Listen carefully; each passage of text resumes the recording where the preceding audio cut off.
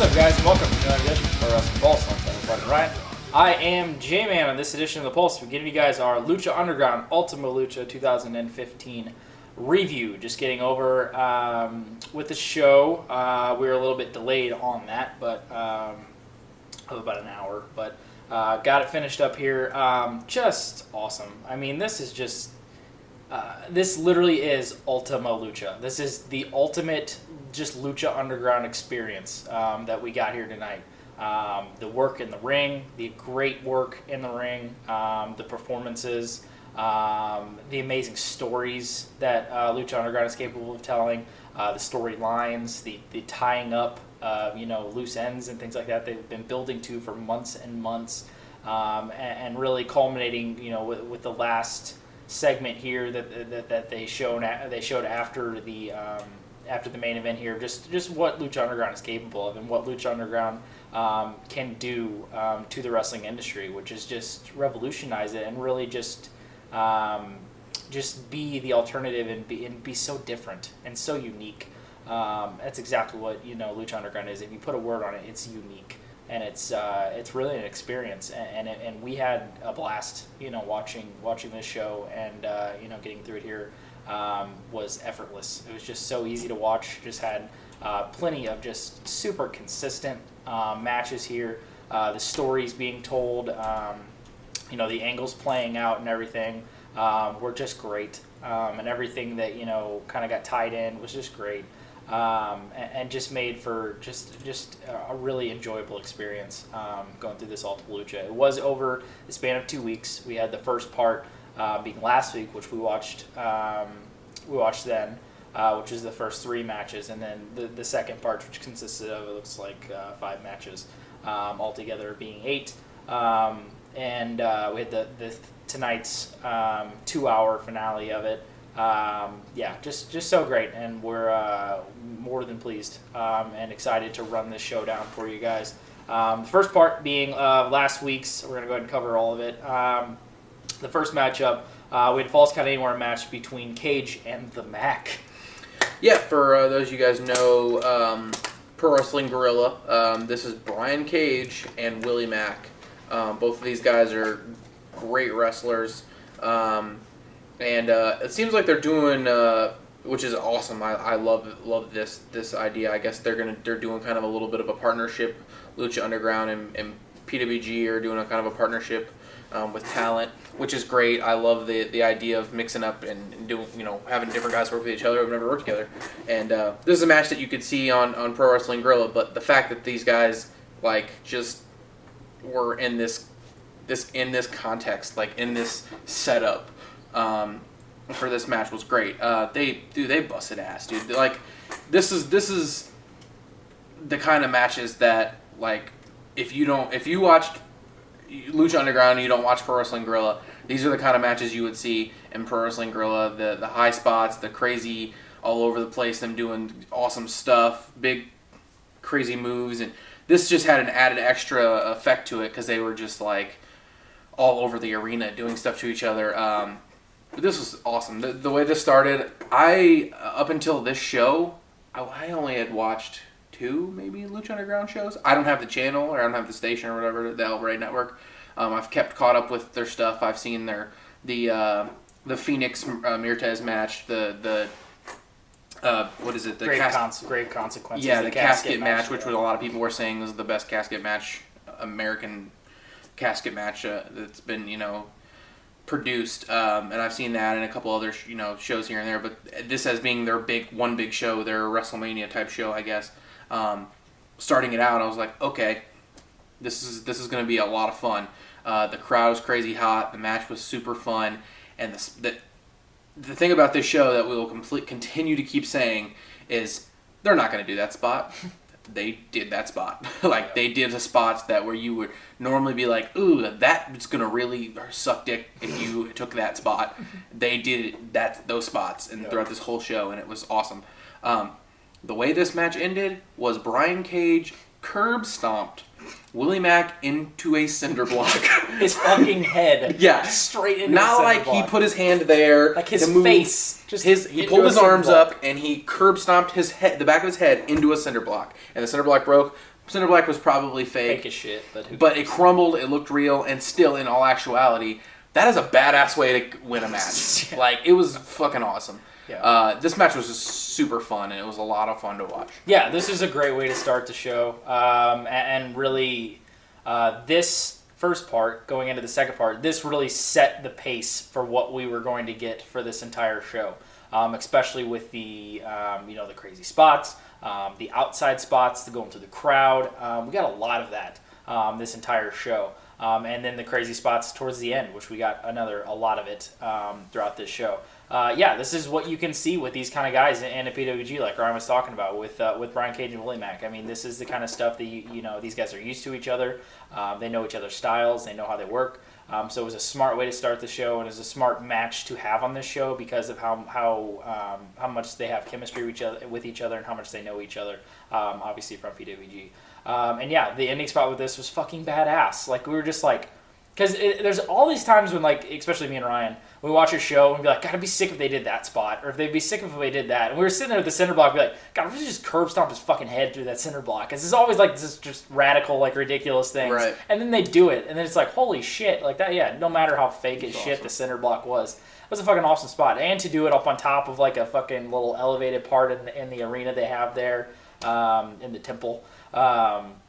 Was awesome, and Brian Cage getting the win in that, and just a super enjoyable Falls Count Anywhere, just crazy kind of brawling match, and it was like from the word go, it was just chaos throughout this entire match. So super fun opener, awesome stuff to kick off Ultima Lucha here. Cage getting the win in the Falls Count Anywhere matchup.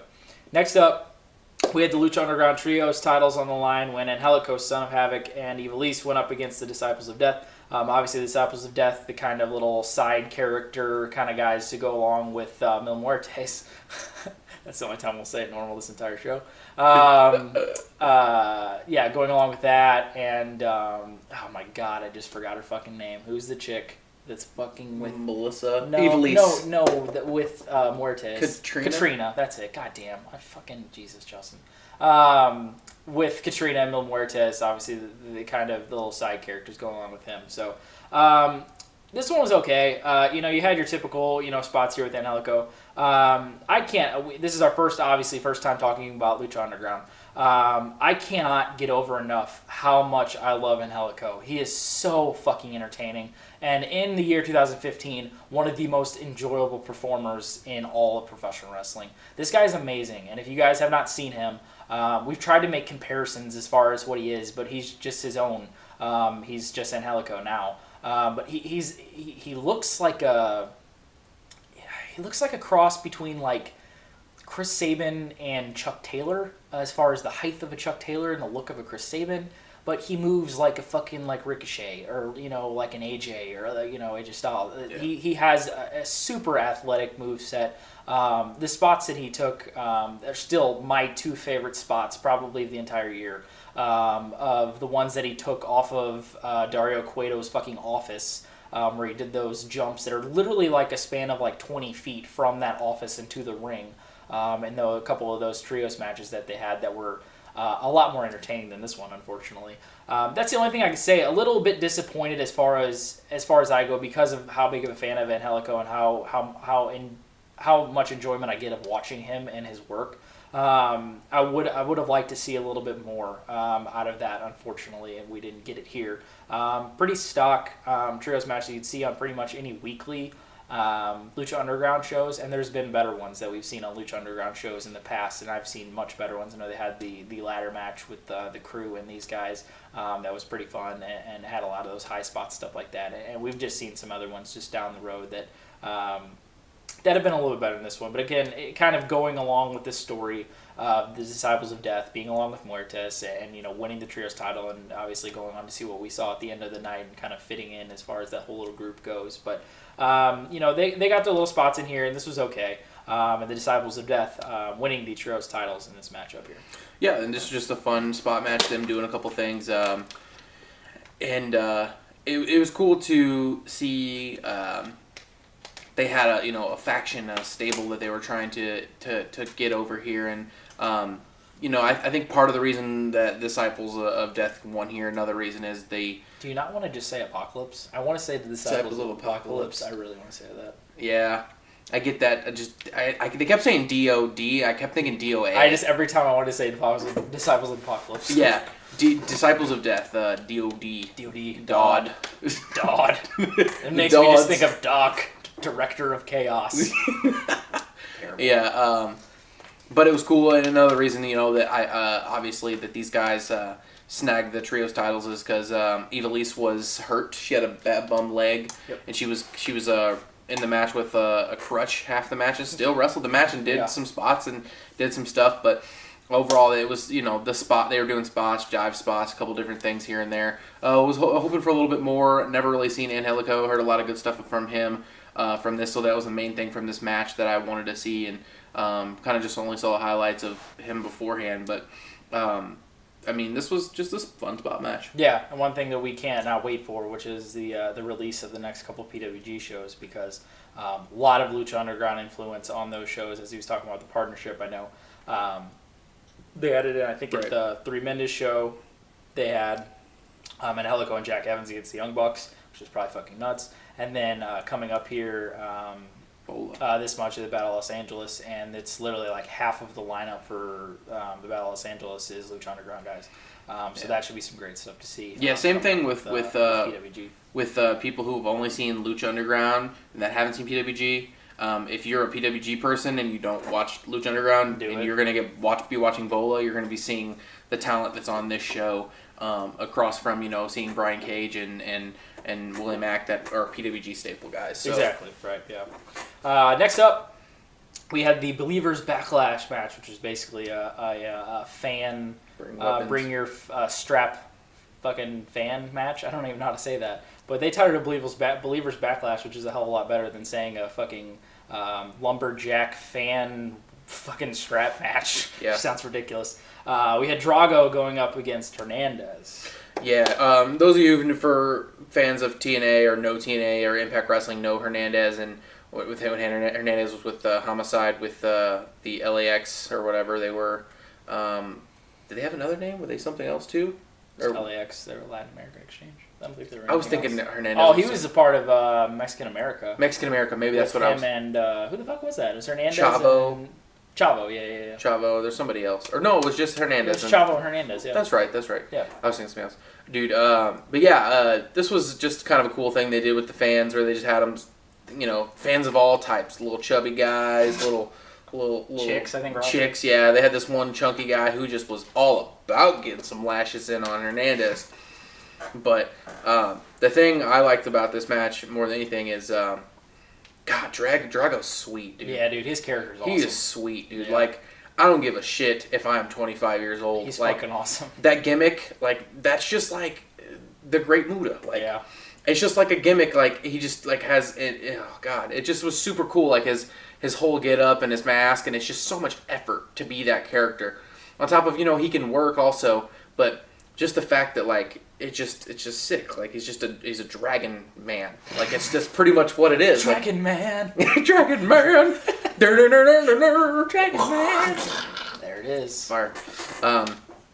Yeah, dude. Thanks for clarifying it was fire. I thought it was semen. Ah, shit. Yeah, thanks. Sometimes it's semen. Yeah, I never know. Yeah. But I just turned into like a fucking 11-year-old just WWE mark for when this dude wrestles. I just think he's just badass. He's just I don't know. This match was fun though. Like it's just the thing that we get over more than anything is just the crowd was just nuts for the whole show. Yep. Like they were on point for every match. They were just cheering, excited. Like they were just yelling and screaming and just it was just nonstop go. There was one slow point in the whole show, and we'll get to that. Yeah. Which is kind of irrelevant. I don't even know why it even happened. And it was the predictable slow point in the show. Right, and maybe, it has a reason for the season 2, but... True. Reason for the season 2. Reason for the season... Reason for the season 2. Dragon Man!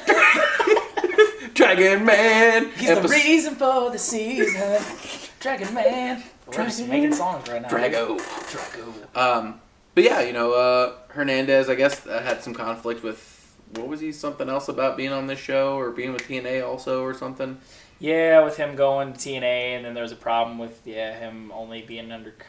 I literally don't even know. I can't remember. It doesn't matter. MVP got fired from it, I think. Yeah, stay. So, TNA, is that around still? Yeah, Impact, I guess. I guess. So. Who cares? Just Hernandez, stay in Lucha Underground. Don't go back to TNA. Don't do that. Yeah, but this was fun. Yeah, this was fun. This was okay. I literally think they just let the fans just do whatever they want there. It just seemed like there was no like the booking of the fan. Like there was one spot there was like a planted fan where they did something with Hernandez where they like beat the shit out of him. Oh, everybody else literally they're like probably just go beat the shit out of Hernandez whenever you want to. Like they were hitting him too. They were hitting him like pretty decent hard. But yeah, Drago's fucking awesome. Just so entertaining. It just brings out the little kid in you and the characters and like superhero-y type kind of shit where they're just.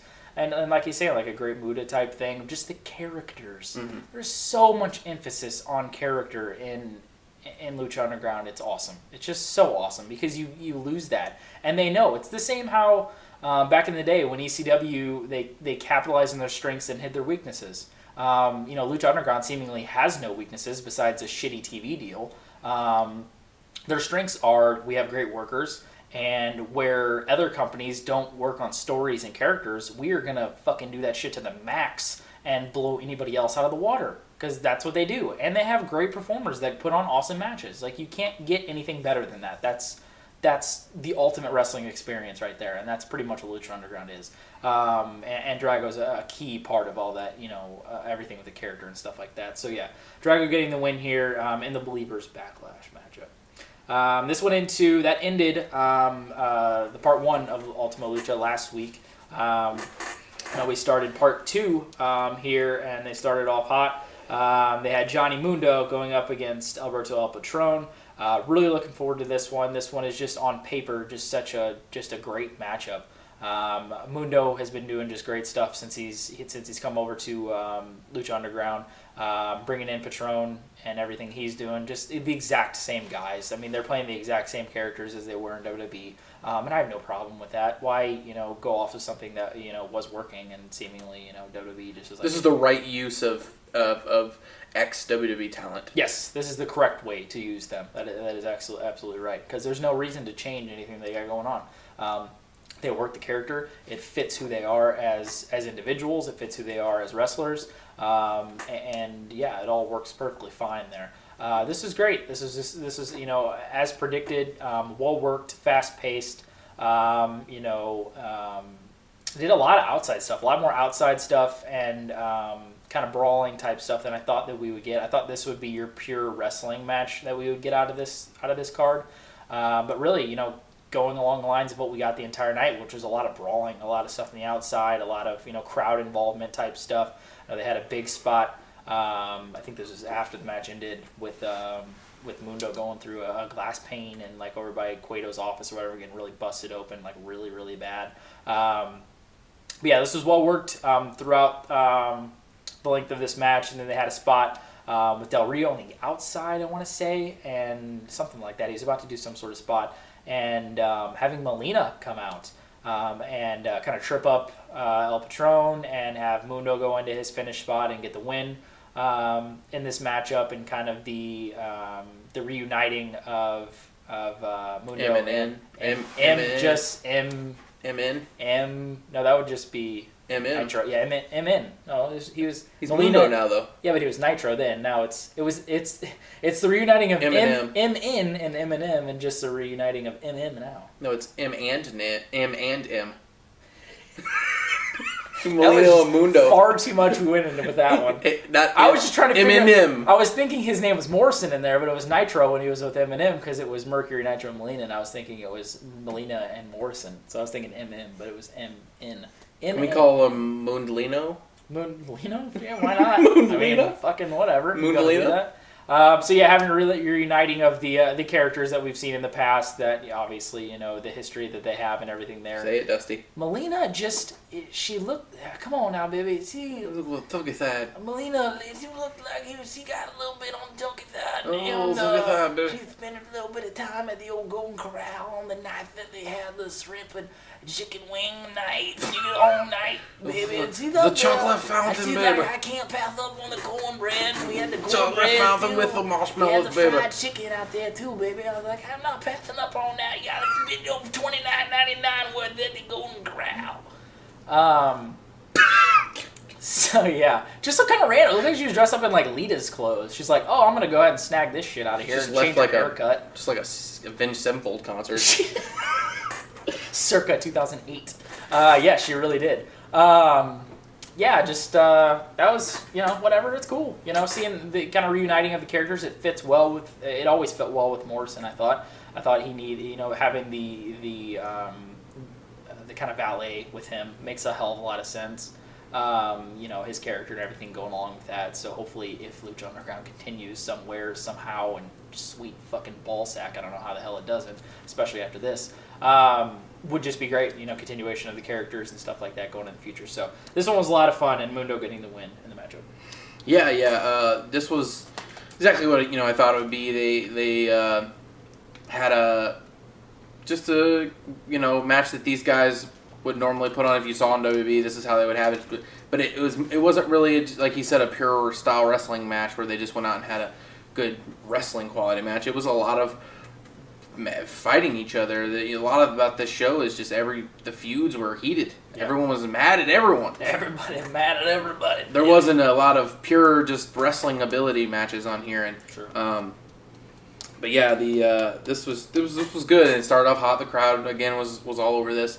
Just mentioned the spot at the end after Morrison, Mundo won, Johnny Mundo won, where Patron threw him through this glass window thing, and you see him laying on the ground. He's just like gushing.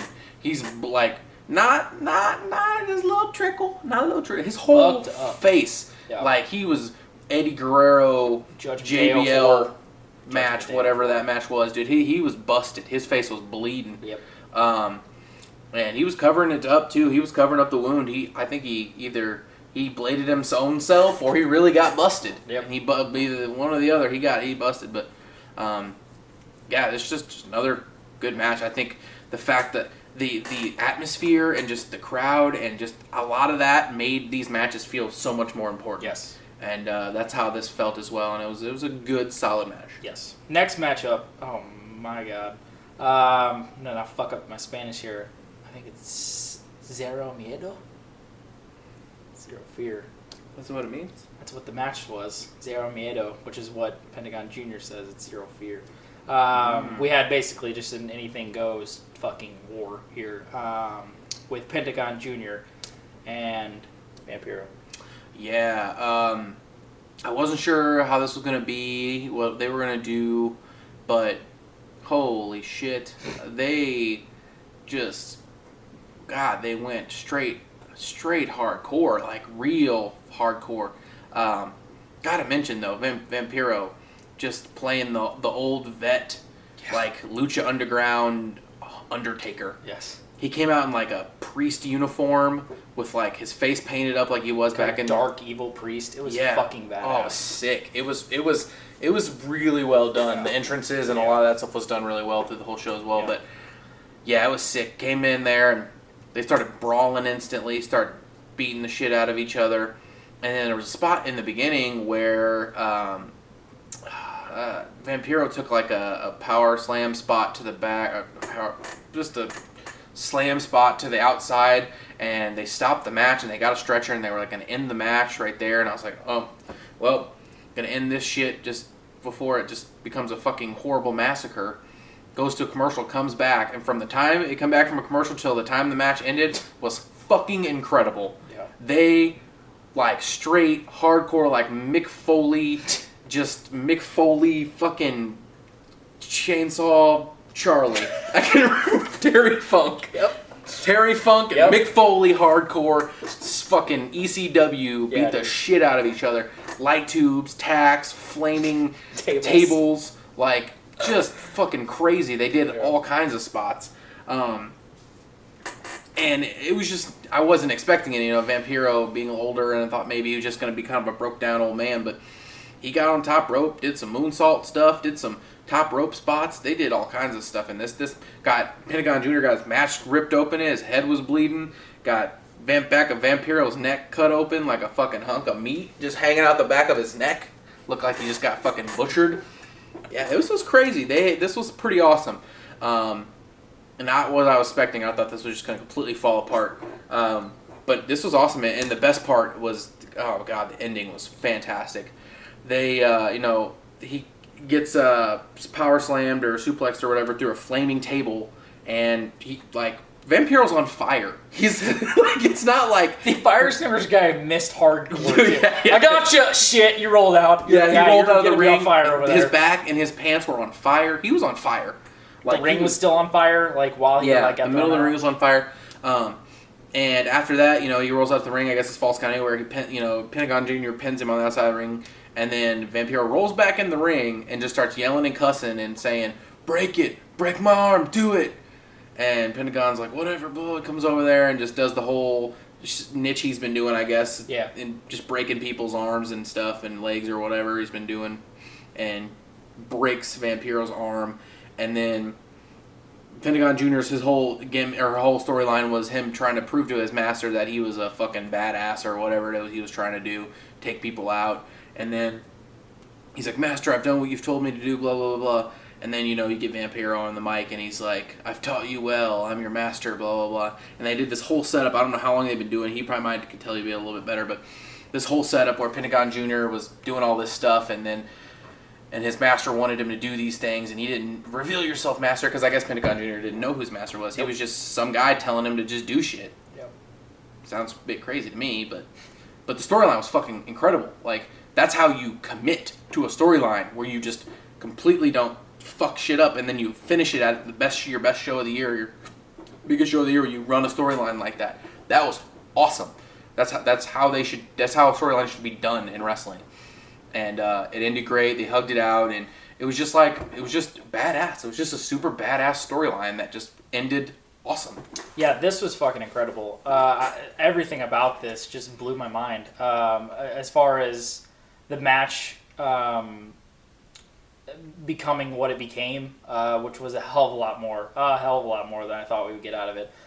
We were kind of going in like, well, this just be kind of like a little knockdown fight for a bit, and then you get Pentagon Jr. over and continue on to what he was doing, or we would just get a one-sided kind of Pentagon Jr. squash and kind of get him over. No, they just had a fucking war, like legit a fucking war. Like you said, with the flaming tables and the light tubes and the everything. I remember another spot in here that we forgot was just a Vampiro was just like down and out and was getting back up on his kind of feet and stuff, and just literally just kicked him right in his fucking face. Like, I just remember that shot of like the side. It wasn't like he had his hands up. No, it was just right in his fucking face, like full on kick hardcore. Another thing before we get past it, I loved everything about. I was hoping. We were like, are they going to commit to like doing legit Vampiro stuff like shit here, like with the makeup and the get up and the character and everything? I thought they would do that, just from what they were building over the last couple of weeks. Kind of just seemed like it was leading towards like a old school vibe to this matchup. They have come out there like some like dark voodoo fucking priest. Like, it was badass. It was fucking awesome.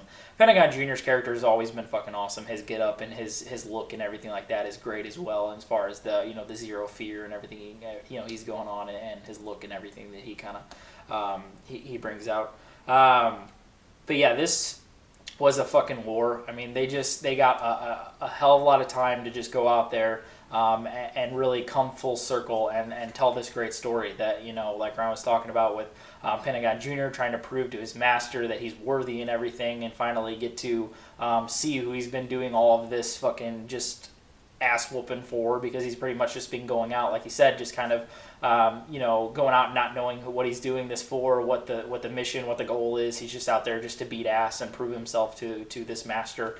And as soon as they got in there, and Pierre was like, break my fucking arm, like, just fucking break it. And he's like doing all this shit, and he gets on the mic, and they keep going back to Vampiro. I'm like, dude, Vampiro's going to be this fucking master dude they're talking about. This is fucking brilliant. Ended up pulling that off, and they're all posing together and stuff like that. And it's just so fucking nice and so awesome and great to see a company just takes so much pride in the stories that they tell. With professional wrestling, and in the year 2015, where a lot of things are overlooked, a lot of things are just like, who gives a shit about the story? Who gives a shit about this? We can put on some great matches here and there. That's who gives a fuck? People are going to come in and watch us, if we're WWE, or people are going to come in and watch us if we're, a Ring of Honor or New Japan, or the PWG, because we put on great matches and stuff like that. But Lucha Underground not only puts on the great matches, but they come just out of complete left field with the amazing stories that they can tell, and how committed they are. Like Ryan said, coming full circle with this, how committed they were to this story. Because this Pentagon Jr., master storyline and angle has been going on for pretty much the extent of the entire series of Lucha Underground. It's been going on for that long, and there's weeks periodically where they do those little backstage segments and talk about stuff and have him set up in this badass like ninja dojo type thing that he comes out in, or that he's shown in, and like just whooping ass and training and shit, and he's like talking to this dude who's not even there, that's his master and stuff like that. And to have it be Vampiro makes so much sense because of the character that Vampiro is and was, and the darkness that he has to him, the evil nature that he had to his character back in the day and everything. It fits so much with Pentagon Jr. It makes absolute sense for them to pull this off here and make him a meaningful character in 2015, to make Vampiro that meaningful and that special of a character, to have him be like the master and the have Pentagon Jr. be this apprentice type, like evil fucking badass like thing, is fucking awesome. And it just fits so well with Vampiro's character, and it melds so well with Pentagon Jr.'s character. So this was just pulled off just perfectly, and was absolutely brilliant. And I loved everything about this. The match was a fucking war, and having it end up in the storyline where he was trying to prove himself to Vampiro, and Vampiro getting or Pentagon Jr. getting the approval from Vampiro after that war that they had. This was just pulled off great and was absolutely excellent, and can't say enough about how well this was all pulled off here. Pentagon Jr. getting the win, and that just fucking spectacle all around. Match, storyline, angle, everything around it, characters, was just awesome. Next matchup, we had the Gift of the Gods match. The Gift of the Gods, obviously, people are just kind of first tuning into Lucha Underground, or just remembering, is the consistent of all of the 7 medallion holders. We did not find out what the medallions meant. They were all in a bunch of different matches and stuff like that until a couple weeks ago. Dario Cueto explaining that there would be a Gift of the Gods match, would be for a championship with all that would hold all the medallions, and would basically be their version of Money in the Bank, where they would be able to cash in the championship, or not cash in, they don't want to say that, but would be able to kind of opportunity. And it's the championship is an opportunity for a future Lucha Underground championship matchup. You would not be able to cash it in like a briefcase. You would be able to notify like a week ahead of time, hey, I want to have my opportunity for the Lucha Underground championship and forfeit the Gift of the Gods title. And once you would do that, the Gift of the Gods medallions would all be reset, and they would have to all get new holders and then have another Gift of the Gods matchup. So another unique, interesting idea that Lucha Underground came up with here. Is it a take on Money in the Bank? Yes. Is Money in the Bank an amazing idea and was great when they first came up? Absolutely. But their spin on it and their take on it is different, even though it is kind of similar to it. It is a different take on it and a unique take on it. And I think the belt was cool, having all the medallions be able to kind of get magnetically go into the title. I think that looked badass, and that was pretty cool. So having this 7-way, basically just a glorified spot matchup here, and with the names in this matchup with Jack Evans, King Cuerno, Aerostar, Phoenix, Big Rick, Sexy Star, and Bengala, I believe his name is. Your glorified spot matchup here. Got a decent amount of time, and you had Jack Evans, obviously the star of this, with the amazing spots that he could put on. Aerostar and Phoenix, obviously. I think Aerostar did the really big high spot off of that super tall perch. It seemed like he was like 20 feet in the air onto a couple guys down on that splash. He was hanging time and some hardcore shit up there. King Cuerno, got his spots in there. Obviously, a bigger name. Sexy Star getting her stuff in there. Big Rick doing just a nasty ass Uranagi to Sexy Star, just fucking murdering her ass. And Phoenix getting the win here. I don't know, they had the spot with King Cuerno going for the finish spot here, and then Phoenix, I can't remember how the hell he even got the win in this matchup. I know he reversed out of that submission that he was in. Pinned Jack Evans with something. He pinned Jack Evans. Okay, he did. I can't even remember what the fuck he did, but it was some cool spot that I literally can't even think of right now. But Phoenix getting the win, obviously, his amazing performance that he had in the Grave Consequences matchup with Muertes, easily one of the best matches in Lucha Underground's history. And Phoenix now the holder of the Gift of the Gods title or opportunity, whatever you want to call it, but there is a championship belt to it. So however Lucha Underground continues, because I just can't seemingly have a way in the fucking world that this shit can't continue with how great it is. But Phoenix now with an opportunity going forward with the Lucha Underground Championship, and obviously with what we saw at the end of the night, he could be meeting up with a familiar foe in the future. But glorified little spot, matchup here. It was okay, and exactly, what I thought that we would get out of this matchup. I love the idea and the concept behind this match and the concept behind the belt and the medallions. It's like one of the best original ideas that I can think of. To me, it's like Elimination Chamber, Ultimate X. Like the concept is just so brilliant, and it's just like, we're gonna have, and it works so well for like Lucha Underground. I feel like medallions is something that has kind of been around in Lucha Libre before, and the idea of being able to have 7 matches, then each person have one medallion, and then have those 7 people have one match against each other. No ladder, just have a spot style match. Whoever wins gets the belt with all the medallions. That just seems so like interesting, fitting towards right, and it makes so much sense. The idea of being able to cash in, or not cash in, but use that as an opportunity to face the champion, also makes it seem cool. Like, okay, we have a champion versus champion deal going on as well. It's just it's great. It's a great concept and great idea, and it works really well. This match was just a spot fest, style match. Just him doing a bunch of cool spots, jumping off stuff, doing crazy stuff. Like you said, some spots that we do remember for sure. Big Rick, for those of you guys don't remember, Ezekiel Jackson from WWE. Just crazy Uranagi spot on Sexy Charges, bending her in half. And this was just nuts. They did some cool stuff, jumping off high spots. Was Aerostar? Yeah, I think Aerostar did that. Yeah. Max Biggie. If you guys know, he looks like Aerostar. Just looks like Max Mini. Just if he was not a midget. Go back and watch Rumble '98. And wasn't there a WrestleMania Shawn and Austin? Yeah, that was WrestleMania. Tyson? That was WrestleMania 14. That was the WrestleMania after '98. That was WrestleMania '98. So it was WrestleMania after that Royal Rumble. Okay, yeah. I was thinking that he was at that WrestleMania. I don't know. He was at the Royal Rumble '98. Is the one I remember the tag match because Sonny was the referee. Oh yeah, Sonny yeah, was the referee of the match. He's a big version of him. Yes, he's Max Biggie. Max Biggie.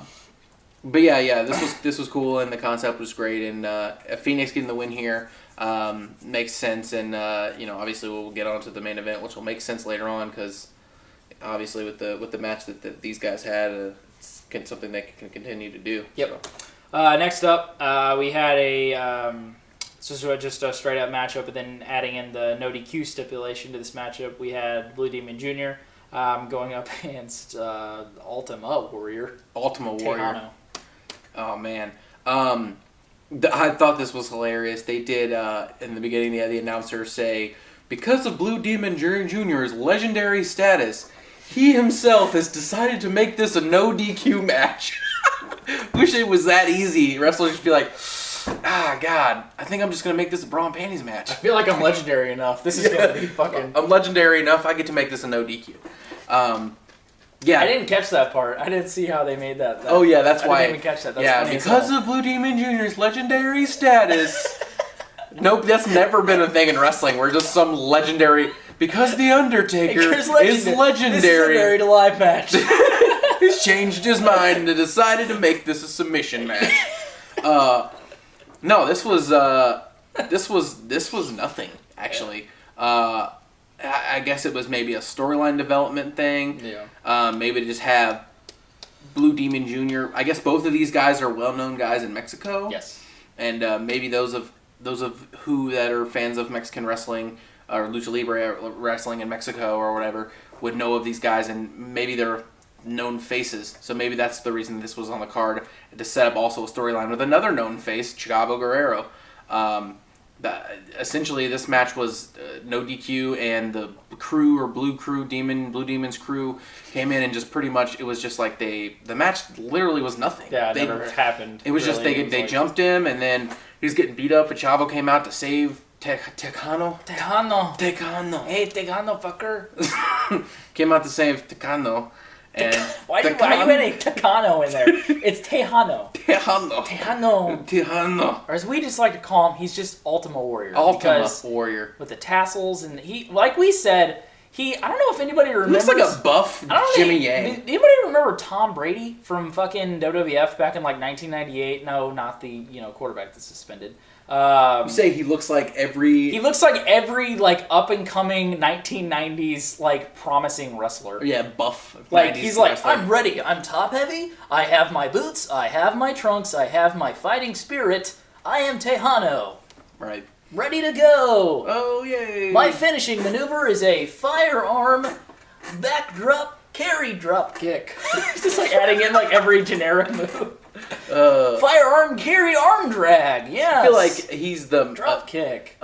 Okay, I feel like who was the wrestler? If anybody remember, I swear to God, you need to look this up. This guy that came out in the 98 Rumble. This is really relevant right now. 98 Rumble is the guy that came out, and his name was I think it was Tom Brady or Tom Brandy. I think it might have been Tom Brandy. I swear to God, it might have been Tejano, dude. Like, he looks spot fucking onto him. He had, like, generic trunks, a generic build, like, spot on. Who was okay, this guy is the opposite of a guy WWE had years ago. He wore a mask, but it was, like, American. He was an American guy, and it was American mask. You talking about Mr. America, like Hulk Hogan? No. He was... Oh, the Patriot? The Patriot. The Patriot. Yeah, this guy is the opposite of the Patriot. Yeah, the Patriot. He's an American Mexican. The Patriot was a famous wrestler, and I can't think of who it was. The Patriot was played by a famous wrestler. Was he a Mexican guy? I don't know. Maybe Tejano. Fucking who knows, man? He was Tom Brandy, also maybe Tom Brady. He might be suspended right now. And he was also the Patriot. Yeah, just he was. That's what WWE do. They would make a Mexican guy be the Patriot. Yeah, that would be. I feel like he's the Mexican American, and then Tejano is the American Mexican. With the cowboy hat. The American Mexican. American Mexican Tejano. Yeah, there it is. Yeah, this match had nothing. I didn't even get to what actually happened, but Chavo came out to save Tejano. Oh, no, not what happened. And Chavo, you knew there was a turn coming, and then Chavo hits Tejano with the chair, and then Chavo and Blue Demon hug it out, and they're like, oh my God, the Guerreros and the Demon family. The Demon Guerreros. Yeah. They're together. Yeah. Oh, no, I don't even know what that means. Nah, I don't either. It's a big deal, I guess. I don't know. But that's pretty much it. The match was like 5 seconds long. Yeah, this was absolutely nothing. Really a lot of just storyline, character development type stuff, continuation, not really development, continuation. I just remember the entire time since I've watched Lucha Underground, which I caught on. I actually have not seen like episodes 1 through like 11-ish. I started around like 10 or 11 or 12 or whatever the case may be. But for the entire extent of Chavo Guerrero on Lucha Underground, I think has been heel. I don't ever remember him turning face, and I've seen every episode up until, or from like 10 to current. I don't remember him turning face, and apparently he was face when he came out here, and then he turned heel on Tejano. So I don't know what happened. It's really unfortunate circumstances for Tom Brandy, the Patriot. But, gotta do what you gotta do. And Blue Demon Jr. getting the win, and yeah, that match was so generic. It was super. The two super generic in the ring with each other. The super most generic lucha libre, Mexican talent that you could put in there to just do just that. So that was kind of unfortunate. And really the only throwaway thing on this entire card. That led us, unfortunately, what a great lead-in to the main event that we had here for Lucha Underground Championship. We had champion Prince Punani going up against 2% Mil Muertes. 2% Mil. 2% Skim Mil. Skim Milkshake. Mil Murder. Mil Murder. Prince Punani versus Muertes. Mil Murder. 2% milkshake. Chocolate milk.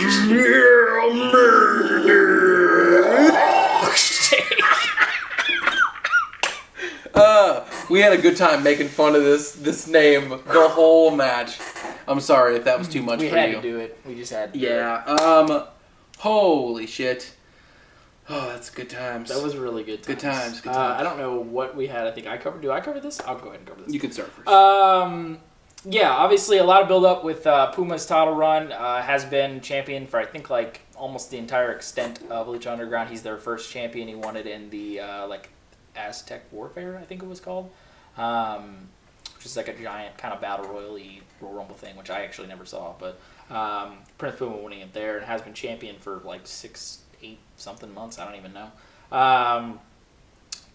Yeah, and Mil Muertes basically just being built up. And Ryan said it perfectly. It's Lucha Underground's bane, basically. He's just this. He's got the handler in Katrina, and he's just out there just whooping fucking ass. I mean, he literally actually kind of looks like the Bane from fucking like Batman and Robin, dude. A little bit. Like he actually looks like the dude that fucking played him. I think that was Batman and Robin. I don't want to fuck my Batman stats up, but I think that is Batman and Robin. That was the one also with Schwarzenegger. With that was the one with Mr. Freeze, and then it had Uma Thurman as why can't I think of her fucking Poison name? Ivy. Poison Ivy. God damn it, Justin. Yeah, so I mean that's basically his entire build, and pretty much going the David versus Goliath route of their main event here for Ultima Lucha. Getting quite a bit of time. I would say probably at least 20 minutes, if not a little bit more, maybe like 22 to 23 minutes. And yeah, this was great. This was another solid match that you could think that you would get out of this. You had, Puma relying on his speed, his athleticism, his agility. You had Muertes, obviously the powerhouse and everything that he does there. So this is, your traditional story being told here. Unfortunately, the roles were reversed because Muertes wasn't champion going into this matchup, which you normally would see in this kind of circumstance, where you'd see the build up of the face to this point to get into the title match and overcome the giant Goliath Mil Muertes to win the championship. But you have it reversed out here because Lucha Underground says, "Fuck it, we're gonna switch the shit up in our version of the ultimate show of a WrestleMania type show. We're gonna go ahead and have the heel just fucking dominate and go over it in the main event here." And that's what we had. We had Puma kick out of pretty much everything that Muertes had to offer, and kicking out of the flatliner and everything, and going for the 630 spot, hitting that, and he's like, "I'll just go ahead and do it again." Another just sitting there in awe of super easy. Just whatever, I'll just go ahead and rock another 630. It just goes to say, just Ricochet, Prince Puma, whatever you want to say, his amazing athleticism. In my eyes, just the greatest athlete in professional wrestling today. I mean, he's fucking insane. Everything he could provide, and provided some awesome spots. I remember there was a spot where he did like an apron assisted like Trouble in Paradise type spin kick thing that looked like he spun like 4 times. Was fucking ridiculous. He had a lot of brawling spots through the crowd and everything. And going with 630 the second time and missing, and then hitting the spear spot for Muertes, and I believe he ended up getting the win after he hit another. Did he hit another flatliner or something, or did he get the win off the spear? I want to say he hit spear. I think he won with the spear. Did he just went off the spear? But it was a top rope flatliner. Oh, that's right. They went up to the top, and then they did the flatliner off the top rope. It was close. That spear was close towards the end. Right, it was close towards the end, and then they did that top rope, the flatliner spot, and he sold it like fucking RVD sells like every single DET he ever takes, and just like every move, doesn't matter if you go down in your chest or if you go down your head, it has to be sold with your head. And just looking, and the camera shot that they had on that too was great. And having Muertes go over and win the Lucha Underground Championship here, in their main event of their biggest show, and having the Disciples of Death come out with their trios titles and posing with Katrina and everything. It looks super fucking badass. Like you said, with like the smoke in the background, his song playing, and them all posing with the titles, and Katrina with the fucking Rock of Destiny or whatever the fucking shit she always does. They did the little kiss thing and turned into a porno for 2 seconds there with Katrina and everything, all that kind of shit she does. But yeah, just an awesome way, to kind of end off the night. As we said, like, how many times do you see those big shows where you You end with a heel going over to win a championship clean right in the middle of the fucking ring. Like, you don't see that too often. And I'll go ahead and we'll talk about the ending stuff after that. So if you want to go ahead and cover the match, so Muertes, new Lucha Underground Championship, and an outstanding matchup here in the main event. Yeah, we had talked about this before. We were not quite sure about Muertes. We'd seen him in kind of a brawling aspect and how he can work as a brawler. But we were like, getting in there with, Prince Puma and doing some work. By the way, Prince Puma, those who do not know, is Ricochet. Heavy on the indie scene, Japan, PWG. I think the only place he hasn't been is Ring of Honor. I can't say I remember seeing him in Ring of Honor. I don't remember seeing him in Ring of Honor. But he's heavy rotation all over the place. Evolve, Dragon Gate. Yeah, Dragon Gate, Japan, PWG. He's all over the place. He's great. Yeah. And him having this match here, thought we knew we'd see some great stuff from him, but Muertes really held it. He held his own in this, and he moved around real well and didn't work the match. He didn't look deflated. He didn't look tired. He's jacked like a bitch, and he's huge. And definitely that Bane concept from him, where he's just like a monster. He hit their version of their Brock Lesnar, a big beast guy, and he pulled it off really well and put on a great wrestling match on top of the brawling, but worked this match well. We were, like I said, we weren't sure if he was going to be able to keep up, and he did, and he took the spots and everything looked good, and it was a good match. I'd close second for probably the match of the night. I think with the Vampiro matches, us being like, holy shit, they did that kind of stuff, kind of bumped that match up in quality level. But as a total, as of a wrestling match, this was probably the best on the show, and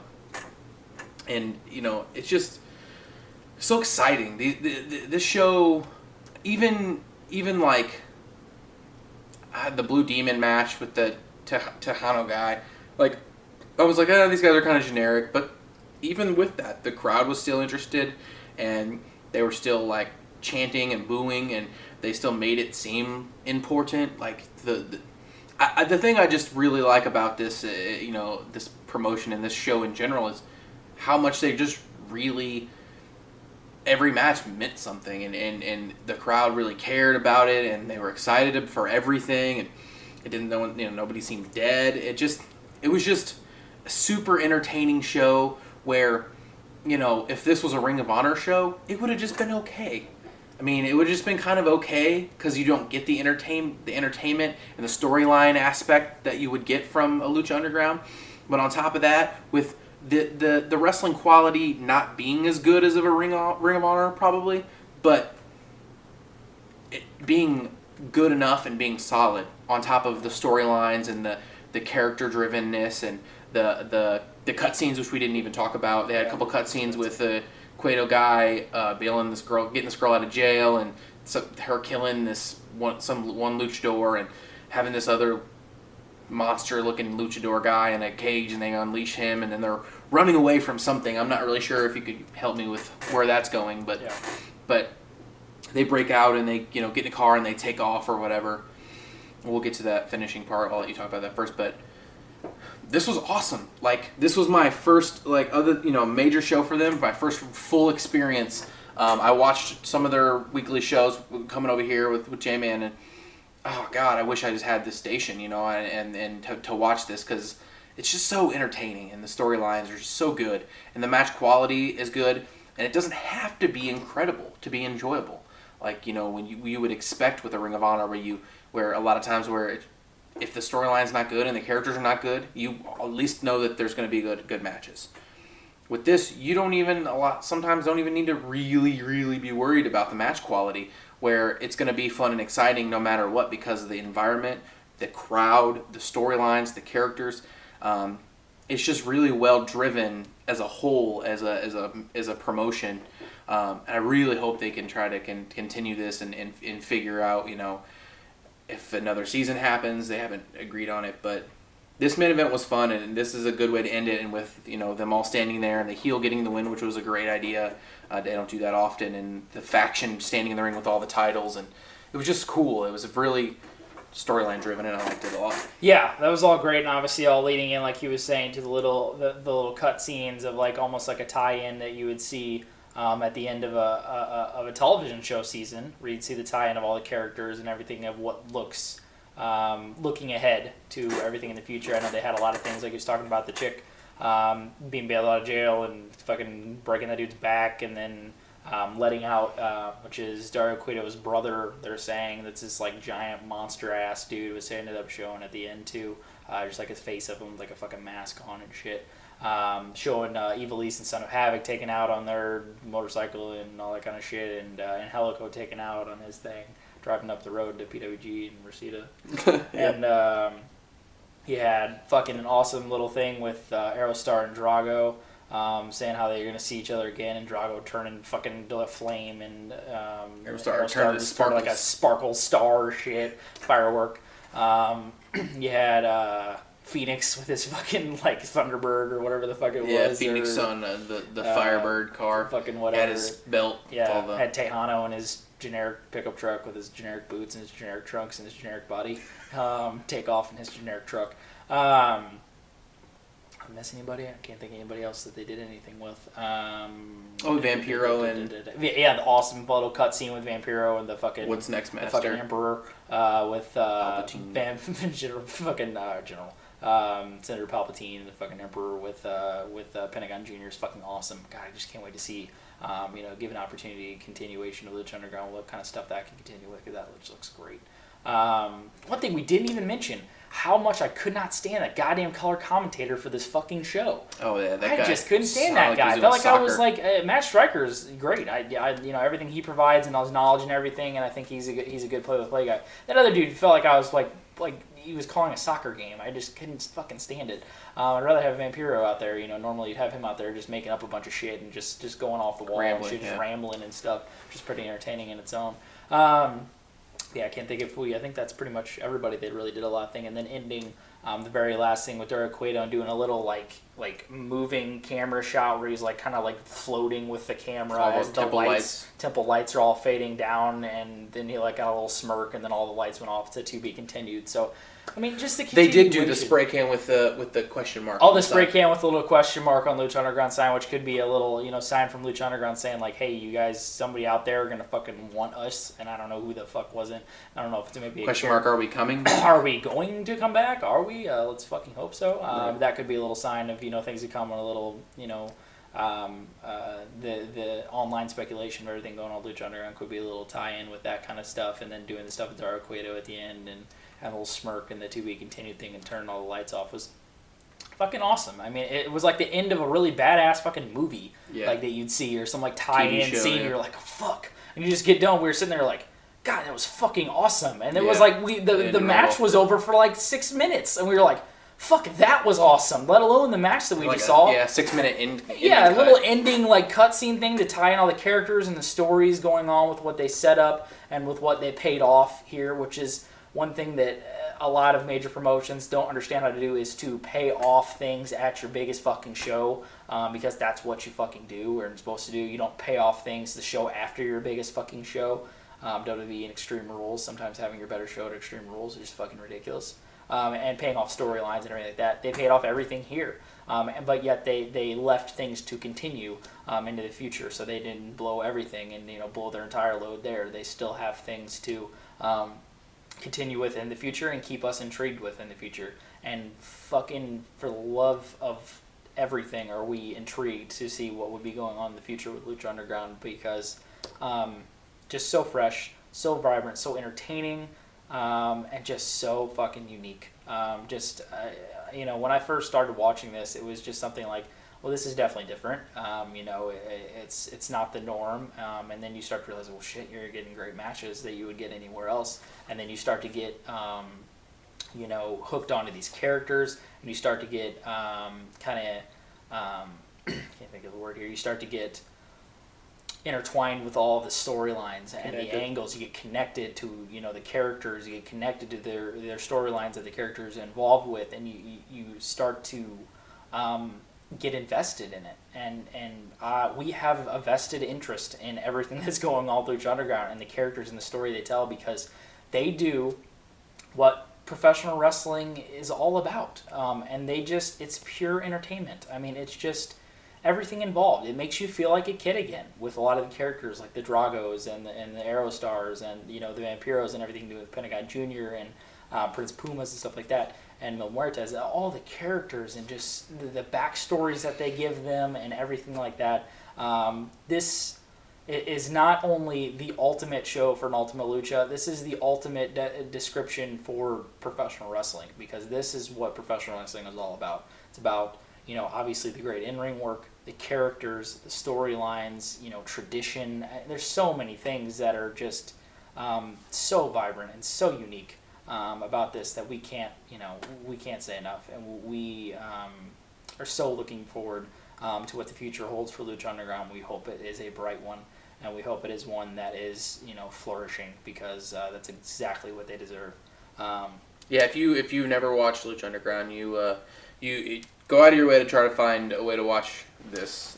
This just show as a whole, and don't try to tell me you don't come out of this completely entertained with as a wrestling fan and impressed. You're just impressed by just the spectacle that they can put on at this small of a scale. Yeah. Because given more opportunity and a larger budget, able to have more talent come in, if you continue this kind of stuff with what they're doing on a smaller scale right now, holy cow! I mean, it just leaps and bounds are just awesome, just so fucking awesome. So yeah, like you said, if you haven't checked it out, go out of your way to, because it's well worth it. As a professional wrestling fan, you are doing yourself an injustice by not fucking checking out Lucha Underground, because it is so worth your time. But yeah, we're going to go ahead and get out of here. So now wrap up our Lucha Underground Ultima Lucha 2015 review. For my partner Ryan, I am J-Man, and thank you for watching another edition of Wrestling Pulse, the Pulse, Professional Wrestling.